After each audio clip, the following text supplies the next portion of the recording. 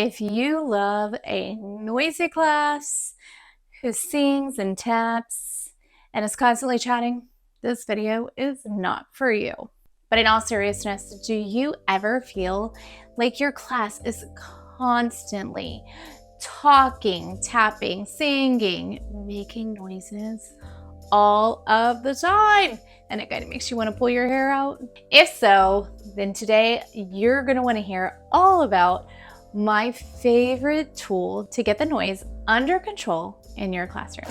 Before I share with you my favorite tool to use if my class can't stop chatting even after I've explicitly taught the voice levels, take a second and like this video and subscribe so that you don't miss any future videos.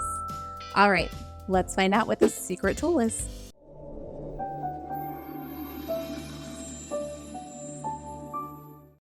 All right, before I tell you about my favorite tool, there is something that you need to do first, and that is actually to teach your class something called voice levels. So here's what I use. It's an example. So basically, when you think of voice levels, you think that of, when you're outside, you have a different voice level than when you're, say, in a restaurant.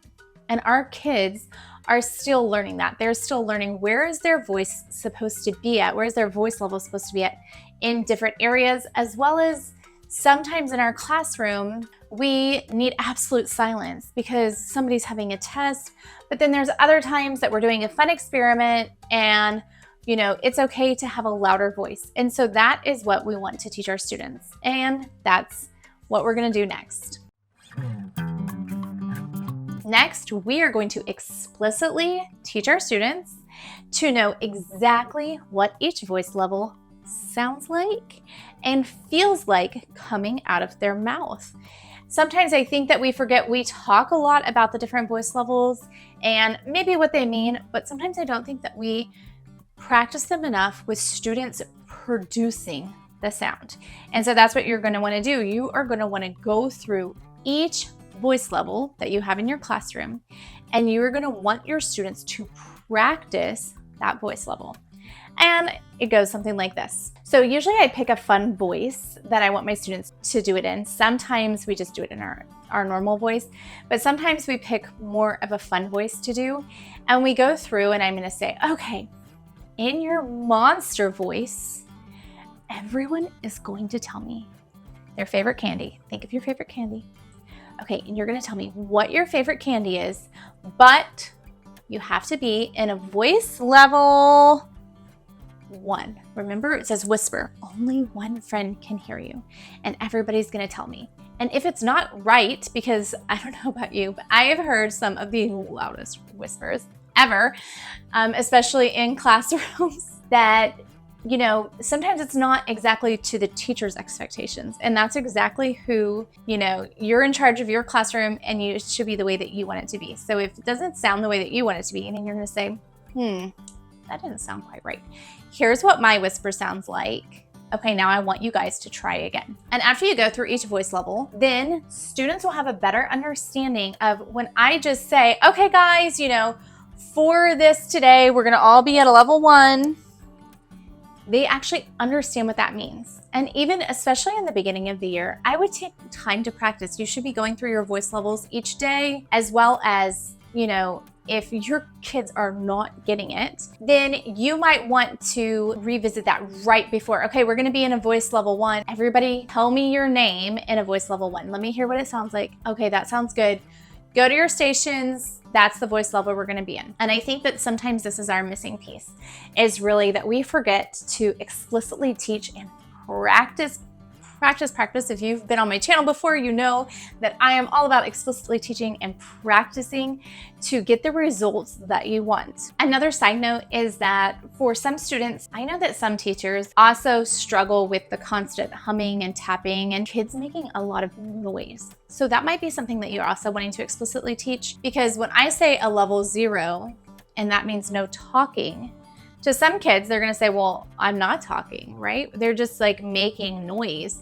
And so we also want to talk about make some sounds. Does this sound like a level 0? Was this what our classroom is supposed to sound like? All right, so now that you've taught your voice levels and your kids are well versed in this, you still might have a very chatty / noisy class that needs a little bit more oomph. And if that is you, then that is going to be where my favorite tool comes into play, and that is noise letters.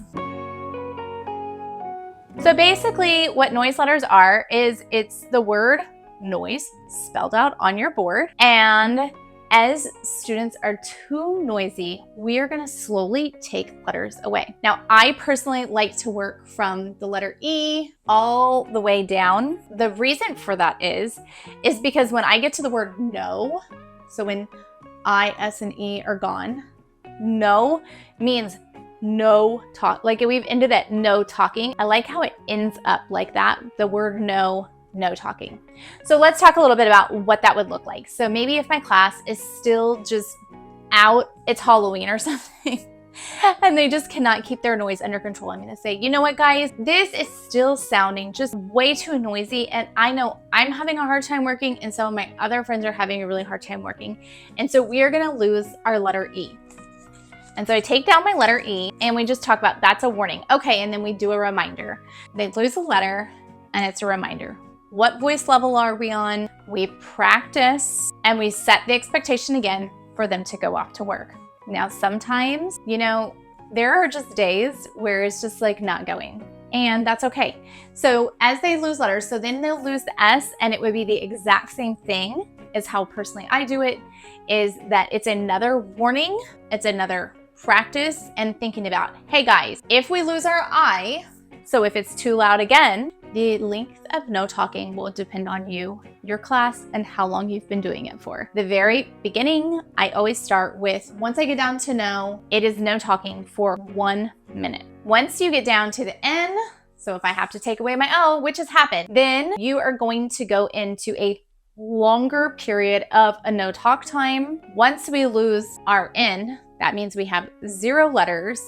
Then they lose something. They lose some kind of a privilege. Usually this has always happened to me at the very close to the end of the day. So that means that we just maybe have no talking for the rest of the end of the day. If we're playing a game like teacher versus students, the teacher gets a point. Usually the teacher probably gets a point for every letter. For me, this strategy has really worked wonders. As you can see right now, I have up some more like of a fun letters. So I would say that as your students get used to this, that you can also change the letters to be like holiday themed or seasonal.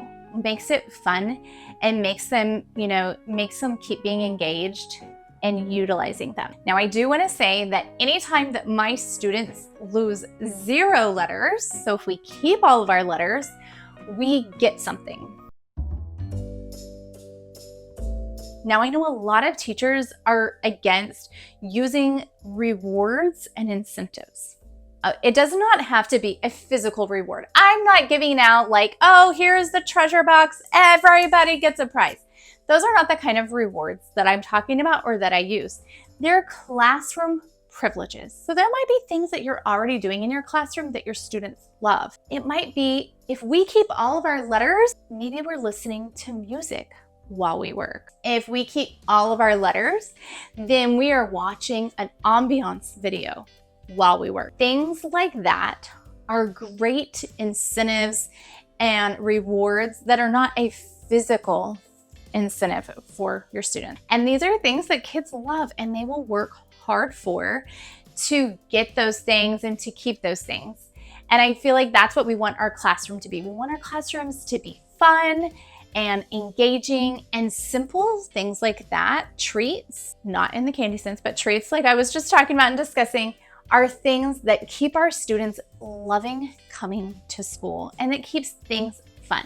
I'm gonna keep adding on incentive-free ideas just for, I have a lot of teachers that have asked me a lot for things that are like, they do not want to use extrinsic motivation. They really want incentive-free ideas. And so for that, another idea is at the very end, if you guys keep all of your letters, then you could even just do a classroom cheer. Something like talking about, we are a great class, everyone got to learn today, and we were on the voice levels that we need, and you do like a class cheer at the end of the day. So which is a great way to also build community. All right, guys, If you are interested in voice levels or these noise letters, of course, you know that you can find these links for these items in the description below. And if you have any questions, feel free to leave me a comment. See you guys next time.